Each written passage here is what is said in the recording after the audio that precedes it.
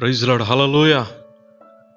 దేవుని బిడ్డలారా, దేవుడికి అంగీకారమైన భక్తి, దేవునికి అనుకూలమైన భక్తి, దేవుని దృష్టికి విలువైన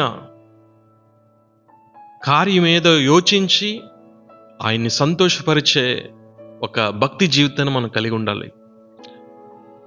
దుష్టుల ఆలోచన చెప్పు నడవక, పాపుల మార్గాలను నిలవక, అపహాసకులు కూర్చుండే చోటును కూర్చుండక, యెహోవా ధర్మశాస్త్రమునందు ఆనందించుచు దివారాత్రము దానిని ధ్యానించేవాడు ధన్యుడు.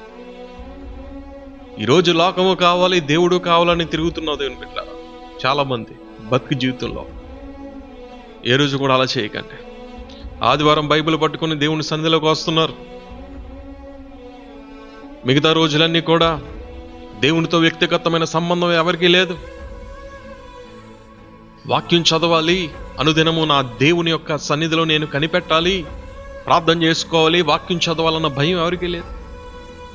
భక్తి జీవితంలో దేవుని బిడ్డలారా, అనుదినము నీవు దేవునితో సంబంధం కలిగి ఉంటేనే నీ జీవితంలో కొన్ని పరిస్థితుల్ని జయించగలవు. దేవునికి స్తోత్రం కలుగును గాక. హల్లెలూయా. ఆదివారం ఆరాధనకు వచ్చినంత మాత్రాన ఆదివారం భక్తుల్లాగా ఆదివారం ఆరాధకుల్లాగా ఉంటే మన బ్రతుకులో లోకము కావాలి, దేవుడు కావాలి. రెండు పడవల మీద ప్రయాణం చేసే వాళ్ళకి ఎప్పుడు కూడా దేవుడు దూరంగానే ఉంటాడు. హలో, అందుకే ప్రకటనలో దేవుడు అంటాడు, నువ్వు ఉంటే చల్లగా ఉండు, లేకపోతే వేడిగా ఉండు. నులివెచ్చని స్థితిలో ఏమాత్రం కూడా ఉన్నావంటే నా నోట్లోంచి నీ మీద ఉమ్మేస్తాను అంటున్నాడు. హల్లెలూయా. నేను పరిశుద్ధుడై ఉన్నాను కనుక నీవు కూడా పరిశుద్ధంగా జీవించాలని దేవుడు కోరుకుంటున్నాడు. హల్లెలూయా. భక్తి జీవితంలో దేవుని బిడ్డలారా, ఏ రోజు కూడా లోక సంబంధమైన మాటలు కావాలి, పరిశుద్ధమైన మాటలు కావాలి. ఆత్మీయ జీవితంలో ఉన్న అనుకూలంగా ఉండే లక్షణాలు కోరుకుంటారు. లోక సంబంధమైన ఆలోచనలు, తలంపులు, ఆచారాలు కూడా పాటిస్తారు చాలామంది. హల్లెలూయా. అంటే వ్యక్తిగతమైన సంబంధం తండ్రితో నీకు లేదు. బైబుల్ చదవాలన్న జ్ఞానం లేదు. సోమరి చేమల దగ్గరికి వెళ్ళి జ్ఞానాన్ని తెచ్చుకో అంటున్నాడు సామెతలు 6:6 దేవుడు. హల్లెలూయా. సామెతలు 30:25 మీరు చదివితే చీమలో చిన్న జీవులు అయినా సరే వేసవిలో ఆహారాన్ని కూర్చుకుంటాయంట. ఈరోజు ఈ పరిశుద్ధ గ్రంథం నీ చేతిలో ఉంది. ఈ వాక్యాన్ని నువ్వు వెతుకుతున్నావా? ఈ వాక్యం పట్ల నువ్వు కనిపెడుతున్నావా? ఈ వాక్యాన్ని ఆశ తీరా దాన్ని చదువుతున్నావా? హల్లెలూయా. దేవుని బిడ్డలారా గమనించండి. ఈరోజు ఈ వాక్యం నీ కళ్ళ ముందు ఉంది, నీ చేతుల్లో ఉంది. రానున్న దినాల్లో ఎలా ఉంటుందో పరిస్థితి లేదు. రేపు ఏంటనేది మనకు తెలియదు. దేవుని బిడ్డలారా, అవకాశం ఉన్నప్పుడు దేవుని కోసం నువ్వు జీవించు. అవకాశం ఉన్నప్పుడు దేవుని వాక్యాన్ని ధ్యానించు. అవకాశం ఉన్నప్పుడే నీ పట్ల దేవుని చిత్తం ఏంటి నువ్వు గ్రహించు. ప్రార్థన చేసుకో, వాక్యం చదువు. నువ్వు అనుదినము కూడా ఈ లోక సంబంధమైన క్రియలు జయించాలంటే నీవు అనుదినము కూడా అపవాది నీ మీద కలిగి ఉన్న ప్రణాళికలు రద్దయిపోవాలంటే దేవుని వాక్యాన్ని ప్రతిరోజు నువ్వు చూడాలి. దేవునితో నువ్వు సంబంధం ప్రతిరోజు కలిగి ఉండాలి. హల్లెలూయా. 1 యోహానులో ఉంటుంది, ఎవరైతే దేవునితో సన్నిహితమైన సంబంధం కలిగి ఉంటారో వారిని ఏమాత్రం కూడా అపవాది ముట్టలేడంట. హల్లెలూయా. అపవాది మిమ్మల్ని ముట్టకుండా ఉండాలంటే నువ్వు ప్రతిరోజు కూడా దేవుని వాక్యాన్ని పట్టుకోవాలి. మనుషుల యొక్క ప్రేమ పరిస్థితులు బట్టి మారిపోతుంది దేవుని బిడ్డలారా. కానీ ఈరోజు నేను ప్రకటిస్తున్నాను, నా దేవుని ప్రేమ ఆ పరిస్థితులు మార్చడానికి నా దగ్గరికి వస్తాడు నా యేసయ్య. హల్లెలూయా. ఈరోజు మేమున్నాం నీకు, ఈరోజు నీ కష్టంలో మేము ఉన్నాంలే అంటారు. కొన్ని పరిస్థితులు వచ్చినప్పుడు ఆ ఉన్నామన్న మనుషులు ఎక్కడ కూడా మనకు కనిపించరు. కానీ ఏ రోజైతే రక్షణ పొందుకున్న ఆ దినం నుంచి ఈ రోజు వరకు కూడా నడిపిస్తున్న దేవుడు ఎంతో గొప్పవాడు. నా తల్లి గర్భంలో ఉన్నప్పుడే, పిండముగా ఉన్నప్పుడే ఆయన కన్నులు నన్ను చూసే కాబట్టి సృష్టించుకున్న దేవుడు ప్రణాళికతో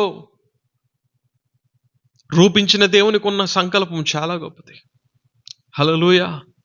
పరిస్థితులు బట్టి మనుషుల ప్రేమ మారిపోతుంది. కానీ ప్రతికూలమైన పరిస్థితుల్లో ఆ పరిస్థితుల్ని మనకు అనుకూలంగా మార్చడానికి దేవుడు మనకు దగ్గరగా ఉంటాడు. దేవునికి స్తోత్రం కలుగునుగా. ఈరోజు ఏ ప్రేమను నువ్వు నమ్ముతున్నావు? లోక సంబంధమైన ప్రేమ శాశ్వతం కాదు. లోక సంబంధమైన ప్రేమ అవసరాలు బట్టి ఉంటుంది. లోక సంబంధమైన ప్రేమ నీ దగ్గర అన్నీ ఉన్నప్పుడు ఒకలాంటి ప్రేమ, ఏమీ లేనప్పుడు ఒకలాంటి ప్రేమ. నీవు కష్టకాలం ఉన్నప్పుడు ఆ ప్రేమ ఎవరు చూపించరు. హల్లెలూయా. కానీ నా దేవుని ప్రేమ ఎలాంటి ప్రేమ తెలుసా? శాశ్వతమైన ప్రేమ. దానిలో మార్పు అనేది ఉండదు దేవుని బిడ్డలారా. ఆ ప్రేమలో ఎటువంటి మార్పు ఉండదు. హల్లెలూయా. నిన్న నేడు మారని దేవుడు ఆయన. హల్లెలూయా. ఆయన ప్రేమలో ఎటువంటి మార్పు ఉండదు. నిన్ను నన్ను అంతలా ప్రేమించి లోకానికి వచ్చి ప్రాణం పెట్టి తిరిగి లేచి, ఈరోజు క్రైస్తవులుగా మనకున్న నిరీక్షణ, మనకున్న ధైర్యం, ఆయన మరణాన్ని జయించి తిరిగి లేచిన వాడు. దేవునికి స్తోత్రం కలుగును గాక. హల్లెలూయా. వాక్యం ఈరోజు నీ దగ్గరే ఉంది. దివారాత్రము దాన్ని ధ్యానించు. దుష్టుల ఆలోచన చెప్పు నడవక, పాపుల మార్గం నిలవక, అపహాస్యులు కూర్చుండక దేవుని ధర్మశాస్త్రం నందు నిరంతరం కూడా నువ్వు ఆనందించు. దేవుని వాక్యాన్ని నువ్వు చదవడం వల్ల నీ పట్ల ఆయనకున్న ఆలోచన ఏంటి, నీ పట్ల ఆయనకున్న చిత్తం ఏంటి, నీ పట్ల ఆయనకున్న ఒక తలంపు ఏంటనేది నువ్వు గ్రహిస్తావు. అలా అందుకే వాక్యం మనం చదవాలి దేవుని పెట్టారు మన బ్రతుకులో. వాక్యానికి నువ్వు ఎంత దగ్గర అవుతావో నీ పట్ల తండ్రి యొక్క చిత్తం ఏంటో నీకు తెలుస్తుంది. హల్లెలూయా. వాక్యం ద్వారా దేవుడు నీతో మాట్లాడతాడు. వాక్యం ద్వారా దేవుడు నిన్ను బలపరచాలని ఇష్టపడతాడు. వాక్యం ద్వారా నిన్ను ఆదరించాలని దేవుడు కోరుతా ఉన్నాడు దేవుని బిడ్డలారా. హల్లెలూయా. ఈరోజు ఫోన్లు, పడుకునే ముందు ఫోను, లెగిస్తే ఫోను, నడుచుకుంటూ వెళ్తారు ఫోను, ఆ రోడ్డు మీద లారీ, బస్సు, కారు ఇంకేం వస్తుందో అనవసరం, నడుచుకుంటూ రోడ్డు దాటుకున్నప్పుడు కూడా ఫోనే. ఎంత ప్రమాదకరమైన పరిస్థితులు ఉన్నాయి చూసారా? హల్లెలూయా. దేవునికి దగ్గరగా వెళ్ళాలన్న తలంపు కూడా ఎవరికి ఉండట్లేదు అసలు. హల్లెలూయా. హల్లెలూయా. దేవుణ్ణి ఎంత సంతోషపరుస్తున్నావో ఒకసారి ఆలోచిస్తున్నావా? ఆదివారం బైబిల్ పట్టుకుని దేవుని సన్నిధిలో వచ్చి కూర్చుండిపోతే దేవుడు నీ బట్టి ఆనందపడిపోతాడా? నీ హృదయం మారాలిగా, బ్రతుకు మారాలిగా. మాయ మనసు విడిచిపెట్టి మారు మనసు పొందాలి కదా నువ్వు. ఆదివారం బైబిల్ పట్టుకొని వచ్చేస్తాను, కొంత కానుక వేసేస్తాను, వెళ్ళిపోతాను, అంతే. హల్లెలూయా. అది ఏమాత్రం కూడా దేవునికి సంతోషాన్ని ఇవ్వట్లేదన్న సంగతి నువ్వు గ్రహిస్తున్నావా? నీవు మారు మనసు పొందాలి. వినిన వాక్యాన్ని నీ హృదయంలో నువ్వు పెట్టుకొని దాని ప్రకారం నువ్వు జీవించాలి. మంచి నేలను పడిన వ్యక్తుల నువ్వు ఫలించాలి. వాక్యాన్ని విని వదిలేసేవారుగా మనం ఉండకూడదు దేవుని బిడ్డలారా. హల్లెలూయా. వినుటి వల్ల విశ్వాసం కలుగుతుంది. ఆ విశ్వాసాన్ని నీ ప్రతికూలమైన పరిస్థితులను నువ్వు అప్లై చేయాలి. అప్లై చేసినప్పుడే దేవుని యొక్క గొప్పతనం నువ్వు చూస్తావు. ఆ సంగతిలో జరిగిన తర్వాత దేవుడు అబ్రహామును పరిశోధన చేసిన అన్నది దేవుని వాక్యం. ఆదికాండం 22వ అధ్యాయంలో ఏం పరిశోధన జరిగింది అబ్రహాం గారికి? విశ్వాసలో ఎలాంటి పరీక్ష ఎదురైంది అబ్రహాం గారికి? ఒక్కగానొక్క కుమారుడైన ఇస్సాకును దేవుడు బలిగా కోరినప్పుడు వెను తీయక ముందుకు వచ్చిన వాడు అబ్రహాం గారు. దేవునికి స్తోత్రం కలుగును గాక. హల్లెలూయా. ఆ విశ్వాస పరిశోధనలో అబ్రహాం గారు గెలిచారు. దేవుని కోసం ఇవ్వడానికి ముందుకు వచ్చాడు ఆయన. అందుకే దేవుడు ఒక సాక్ష్యం చెప్పారు అబ్రహాం కోసం. ఏమన్నారు తెలుసా? అబ్రహమా, ఇందును బట్టి నీవు నన్ను గూర్చి భయపడువాడవని నేను ఎరుగుతున్నాను. నిన్ను బట్టి, నువ్వు దేవుని బట్టి భయపడేవాడవని నేను ఎరుగుతున్నాను. ఆ చిన్నవాడిని ఏమి చేయొద్దు అన్నాడు దేవుడు. ఎలా బ్రతుకుతున్నావు దేవుని బిడ్డలారా? ఆలోచించే. నీ ఆత్మీయ జీవితము దేవునికి అంగీకారంగా ఉందా? దేవుని సంతోషపరుస్తుందా? దుఃఖపరుస్తుందా? హల్లెలూయా. లోకము కావాలి, దేవుడు కావాలంటే కుదరదు.